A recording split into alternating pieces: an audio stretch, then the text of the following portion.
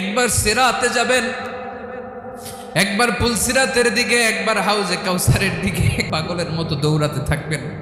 তার কোনো গুনাহগার উম্মত যাতে জাহান্নামে ঢুকে না যায়। সেদিন কেউ সুপারিশ করতে পারবে না বিশ্বনবী ছাড়া। কিয়ামতের ময়দানে ওই বিভীষিকাময় সময়ে মুসিবতের কালে মানুষগুলো পাগল হয়ে বিশ্বনবীকে খুঁজতে আরম্ভ করবে। সবাই মিলে বিশ্বনবীর কাছে যেয়ে বলবে, ইয়া রাহমাতাল লিল আলামিন, ইয়া খাতামান নবীন, রাহমাতাল লিল আলামিন। দেখেন আমাদের কি অবস্থা, কি কঠিন বিপদে আমরা আছি, দাঁড়াতে পারি না, সূর্যের আলোতে ঘেমে হয়রান। আজকে কেউ সুপারিশ করতে পারবে না। সব নবীরা অপারগতা স্বীকার করেছে, তারা বলেছে আপনি ছাড়া কেউ নাকি আল্লাহর সামনে দাঁড়াতে পারবেন না, আপনি একটু সুপারিশ করেন। বিশ্বনবী বলবেন, আসো আসো, আজকের দিনে আমি ছাড়া আল্লাহর সামনে কেউ দাঁড়াতে পারবে